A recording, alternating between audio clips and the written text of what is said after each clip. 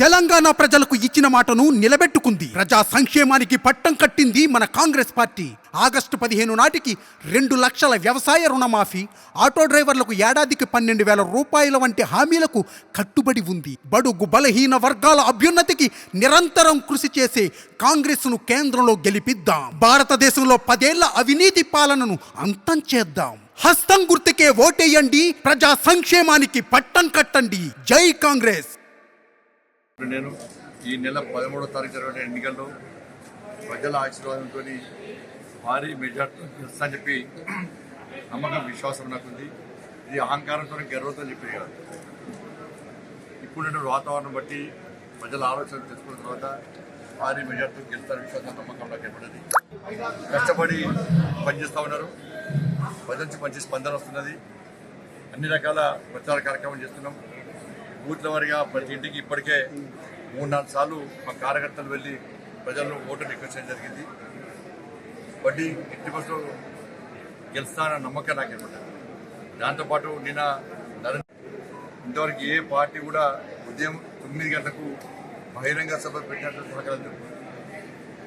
సాక్షాత్తు నరేంద్ర మోడీ గారే ఈ బహిరంగ సభ సక్సెస్ విషయంలో ఏ విధంగా వ్యాఖ్యలు చేశారో, ఏ విధంగా మనం ప్రోత్సహించే ప్రయత్నం చేశారో ఇవాళ మనం వారి స్పీచ్ ద్వారా చూస్తాం. కాబట్టి ఇంతవరకు ఏ దేశ ప్రధాని ఇలా నా మీద మాట్లాడుతూ చాలామంది వాళ్ళు ఫస్ట్ చెప్పాలి, మీ హయాంలో ఎప్పుడన్నా మీ అప్పుడు పాలన ఉండే ప్రధానమంత్రులను వేములవాడ దేవస్థానం తీసుకొచ్చిరా? వేములవాడ దక్షిణ కాశీగా పేరొందిన వేములవాడకు ఎందుకు తీసుకురాలేకపోయారు? ఇలా నరేంద్ర మోడీ గారు వచ్చి దర్శనం చేసుకుంటే మన దేశవ్యాప్తంగా, ప్రపంచవ్యాప్తంగా చర్చ జరుగుతున్నది. ఇప్పటికే వేములవాడ రాజేశ్వరం చాలా పవర్ఫుల్ టెంపుల్, దక్షిణ కాశీగా పేరుంది. కాబట్టి నరేంద్ర మోడీ గారు ఆ స్వామివారి దర్శనం చేసుకోవడం, అక్కడ వేములవాడ, సిరిసిల్ల ప్రాంతాలతో పాటు కరీంనగర్ ఉమ్మడి జిల్లాతో పాటు వరంగల్, నిజామాబాద్ జిల్లాలకు సంబంధించినటువంటి రాజన్న భక్తులు కూడా వారు సంతోషాన్ని వ్యక్తం చేస్తున్నారు. ఎందుకంటే బీఆర్ఎస్ పార్టీ, కాంగ్రెస్ పార్టీ వేములవాడ రాజన్న స్వామి ఆలయం యొక్క సెంటిమెంట్ను దెబ్బతీసే ప్రయత్నం చేశారు. తప్పుడు ప్రచారం చెప్పి చేసే ప్రయత్నం చేశారు. వీళ్ళిద్దరు కూడా రాజన్న ఆలయానికి వస్తే ఇదొస్తుంది. ఇవాళ దాన్ని ఛేదించి రాజన్న వేములవాడ రాజరాజేశ్వర స్వామి ఎంత పవర్ఫుల్లో, ఎంత శక్తివంతమైన దేవాలయమో ఇవాళ 13వ తారీఖు ఫలితాల తర్వాత మేము నిరూపించబోతున్నాం. నరేంద్ర మోడీ గారు ఇలా వచ్చి దర్శించుకోవడం వరకు మంచి సంకేతాలు పడి ఇవాళ మాట్లాడేటోళ్ళకు బుద్ధి ఉండాలి. బీఆర్ఎస్ పార్టీలు, కాంగ్రెస్ పార్టీలు అకలు ఉండాలి. ఒక వ్యక్తి వచ్చి ఎన్నికల సందర్భంగా హామీలు ఇస్తే ఎన్నికల కోడ్ ఉంటుందనే విషయాన్ని ఫస్ట్ గుర్తుంచుకోవాలి. ఈ మాట్లాడేటోళ్ళు ఏం బీకిర్రు? ఇప్పుడు ఇక్కడికి వచ్చి మాట్లాడినాయనే ఆయన ఎంపీ ఉన్నప్పుడు ఏం చేసిండు? వేములవాడ రాజేశ్వరం దర్శించుకుంటూ ఒక్క నయా పైసలు తీసుకురాలి. ఎన్నికల్లో ఓడిపోయినాక డిపాజిట్ గల్లంచాక మన అడ్రస్ కూడా వీకెండ్ మళ్ళీ ఇప్పుడు వచ్చింది. అప్పుడు ఎందుకు మాట్లాడలే? మరి నేను ఎంపీ అయిన తర్వాత కరీంనగర్కు ప్రహ్లాద్ సింగ్ పటేల్ గారు వస్తే, మినిస్టర్ వస్తే, ప్రజ్ఞాభారతి కార్యక్రమానికి వస్తే వేములవాడ దేవస్థానాన్ని, కొండగట్టు ఆంజనేయ స్వామి దేవస్థానాన్ని ప్రసాదం స్కీమ్ కింద పెట్టారని రిక్వెస్ట్ చేస్తే వేములవాడ దేవస్థానం ప్రసాదం స్కీమ్ కింద, కొండగట్టు ఆంజనేయ దేవస్థానాన్ని రామాయణ సర్కిల్ కింద పెట్టాలని చెప్పి నేను లెటర్ ఇచ్చిన తర్వాత వాళ్ళు యాక్సెప్ట్ చేశారు. కేసీఆర్కు లేఖ రాస్తున్నారు. కేంద్ర ప్రభుత్వం కూడా కేసీఆర్కు లేఖ రాసింది. కళ్ళు ఉంటే కళ్ళు దొబ్బి, చెవులు దొబ్బితే మీకు ఏం తెలియదు. ఇది రాష్ట్రం. ఆ కేంద్ర ప్రభుత్వం కూడా రాష్ట్ర ప్రభుత్వాన్ని లేఖ రాసింది. ఈ లేఖ రాష్ట్రం వెంటనే కేసీఆర్ ఏం చేసిండు? వెంటనే వేములవాడ పోయి నేను పెళ్లి చేసుకున్న దేవాలయాన్ని మర్చిపోతున్నా, సంవత్సరం 100 కోట్లు ఇస్తా, 400 కోట్లు ఇస్తా అని కొట్టిపించాడు. ఇచ్చిన ఉంటా తీసుకునే ప్రయత్నం చేస్తే అడుగుతున్నాండి. అప్పుడు ఈయన ఏడవేండు? మరి కేసీఆర్ 400 కోట్లు ఇస్తా అని చెప్పి ఇవ్వకుండా ఈయన ఎందుకు మాట్లాడలే? ఎందుకు వేములవాడ ధర్నా వేయాలి? వేములవాడ దేవస్థానం ఫండ్స్ వేరే కాడ తీసుకుపోతే ఎందుకు మాట్లాడలే? కొండగట్టుకు 100 కోట్లు ఇస్తాడు, ఈయన ఎందుకు మాట్లాడలే? వీళ్ళు వాళ్ళు దోస్తులు, ఈయన వాళ్ళ కొడుకు దోస్తులు. కాబట్టి ఇదంతా డ్రామా. వాళ్ళు చేస్తానని నేను ప్రసాదం స్కీమ్ కింద అనుమతి ఇవ్వకుండా నిర్లక్ష్యం చేసింది, అడ్డుకున్నది బీఆర్ఎస్ పార్టీ. కనీసం స్పందించింది కాంగ్రెస్ పార్టీ. వాళ్ళ హయాంలో ఎందుకు మాట్లాడలేవన్నీ? మరి బండి సంజయ్ మాటలేనాడ మీ కళ్ళు దుబ్బినాయి ఏంటమ్మా నీకు? ఈ వరంగల్లో అంతకుముందు మీరే ఉండరు కదా సాక్ష్యం. ఒక 2 సంవత్సరాల క్రితం ఈ రోడ్డుగా పోదురా ఫీట్లు బొందలు ఉండే. మరి ఎవరు ఏం చేయలేదు? ఒకనే నేనే చేశాడు ఒక అప్ప స్వయం పరిణిత మేధావి. అంటే మీకు ప్రజలు విజ్ఞప్తి చేసేది, నేను ఎంపీ అయిన తర్వాతనే బడ్జెట్ శాంక్షన్ చేసిన. నేను బడ్జెట్ శాంక్షన్ చేసిన వెంటనే టెండర్ నిర్వహించినాం.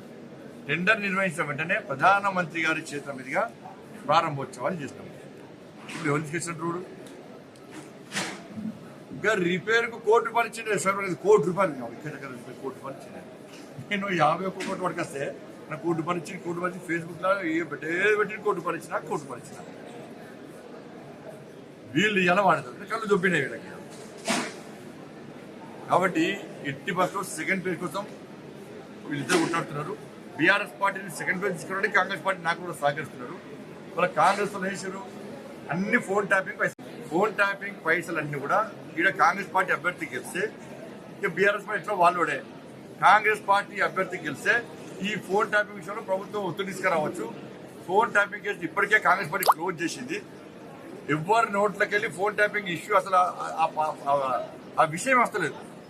కథం దుకాణం బంద్కి అయిపోయి వాళ్ళ పరిస్థితి. కాబట్టి దాన్ని మెల్లమెల్లంగా తగ్గించే ప్రయత్నం చేస్తున్నారు. ఇప్పుడు పూర్తిగా తగ్గించారు.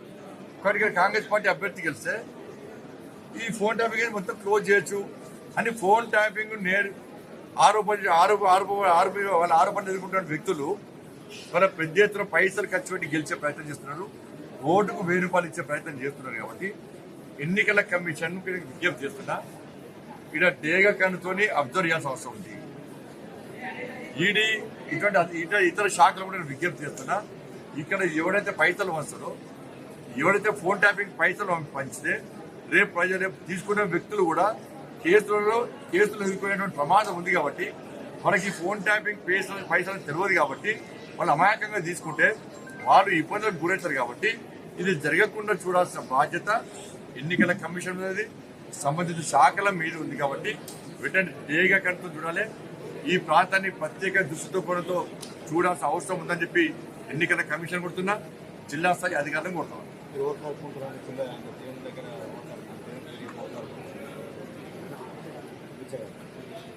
ఓట్లు అడుగుంటే బిచ్చగాళ్ళ వెంట బిచ్చగాళ్ళ ప్రజాస్వామ్యబద్ధంగా ప్రజలు పోయి ఓటును రిక్వెస్ట్ చేయడమే బిచ్చం ఎత్తుకుంటే మేము బిచ్చగాళ్ళం ఏమి అనుమానం.